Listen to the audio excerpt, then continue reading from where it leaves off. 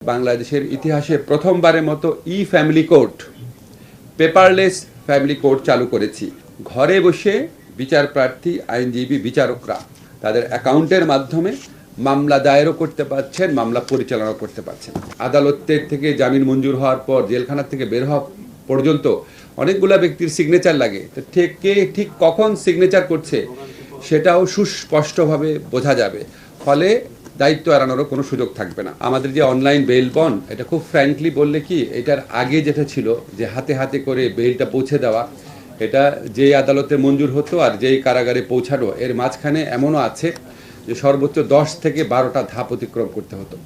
এতে প্রচুর সময় খরচ হতো, কয়েক ঘন্টা থেকে কয়েক দিন লাগতো। আমাদের জেলার সাহেব বলেছেন টাকা খরচ হতো, মানুষের ভোগান্তি হতো। সবচেয়ে বড় কথা, উনি খুব ইম্পর্টেন্ট একটা কথা বলেছেন, আমাদের অ্যাটর্নি জেনারেল সাহেব একটা ইম্পর্টেন্ট কথা বলেছেন, একটা রংফুল কনফাইনমেন্ট হতো। মানে একজন জামিন পেয়ে গেছে, তারপর উনি কেন জেলে আছে, এটা তো অপরাধমূলকভাবে একটা কনফাইনমেন্ট হয়ে যেত।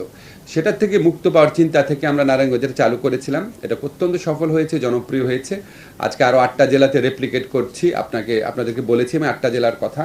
তো আমরা আশা করছি এতে পড়লে শুধু যে মানুষের ভোগান্তি হ্রাস পাবে বা দুর্নীতি বন্ধ হবে সেটা না, এটাতে কাজের এফিসিয়েন্সিও বাড়বে এবং স্বচ্ছতা বাড়বে, জবাবদিহিতা বাড়বে। কারণ কে কয়টার সময় সাইন করছে, এই যে প্রক্রিয়ায় যে আদালতের থেকে জামিন মঞ্জুর হওয়ার পর জেলখানা থেকে বের হওয়া পর্যন্ত অনেকগুলা ব্যক্তির সিগনেচার লাগে, তো কে ঠিক কখন সিগনেচার করছে সেটাও সুস্পষ্টভাবে বোঝা যাবে। ফলে দায়িত্ব এড়ানোরও কোনো সুযোগ থাকবে না। এখন আপনারা প্রায় শুনবেন আমাদের সম্পর্কে একটা কমন অভিযোগ থাকে, আমরা কি করছি এই গণ অভ্যুত্থান পরবর্তী সরকার।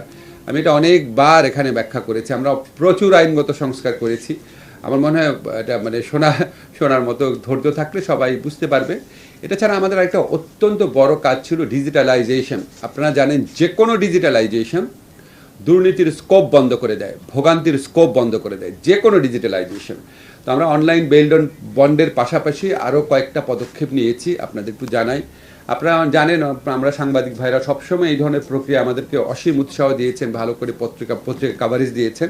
আমরা অনলাইন বেল বন্ডের পাশাপাশি আরও কিছু ডিজিটালাইজেশনের ব্যবস্থা সম্পূর্ণ করেছি। যেমন আমরা বাংলাদেশের ইতিহাসে প্রথমবারের মতো family court paperless family court চালু করেছি। 24 নভেম্বর 2025 তারিখে ঢাকায় এবং 30 নভেম্বর চট্টগ্রামে পারিবারিক বিরোধ নিষ্পত্তিতে ফ্যামিলি কোর্ট চালু হয়েছে। ঘরে বসে বিচার প্রার্থী আইনজীবী বিচারকরা তাদের অ্যাকাউন্টের মাধ্যমে মামলা দায়েরও করতে পারছেন, মামলা পরিচালনা করতে পারছেন। বুঝতেই পারছেন, এতে মামলা নিষ্পত্তি দ্রুততর হচ্ছে, দুর্নীতি এবং ভোগান্তির সুযোগ বন্ধ হচ্ছে। আমরা সত্যায়ন করেছি, এটা ছোট কাজ কিন্তু অনেক মানুষ উপকার পাচ্ছে। আগে সত্যায়ন করার জন্য ঢাকা এসে দীর্ঘ লাইন ধরতে হতো, এখন ঘরে বসে বসে অনলাইনে দ্রুত সত্যায়ন সেবা পাওয়া যাচ্ছে।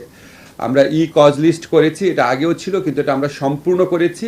অনলাইনে মামলার তালিকা, তারিখ, বিচারিক সিদ্ধান্তের সারাংশ, পরবর্তী পদক্ষেপ এবং অগ্রগতি দেখার সুবিধা পাওয়া যাচ্ছে।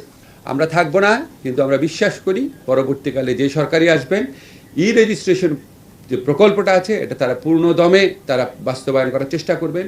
এই প্রকল্পের যে পিডি নিয়োগ, এই প্রকল্পের অর্থ বরাদ্দ, এই প্রকল্পের অফিস নেওয়া, সব কিছুই আমাদের আমলে শুরু হচ্ছে। আশা করি আমরা 2026 সনের মধ্যে এই প্রকল্পের কাজ শেষ হবে না?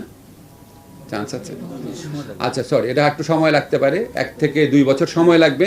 কিন্তু যখন আপনার এই যুগান্তকারী কাজটা সম্পন্ন হবে, তখন জমি জমা সংক্রান্ত মামলা এবং জমি জমা সংক্রান্ত মামলা থেকে অনেক ফৌজদারি মামলা হয়, সেই মামলার প্রকোপ বহুলাংশে কমে যাবে। এই কাজটা অলরেডি শুরু হয়েছে।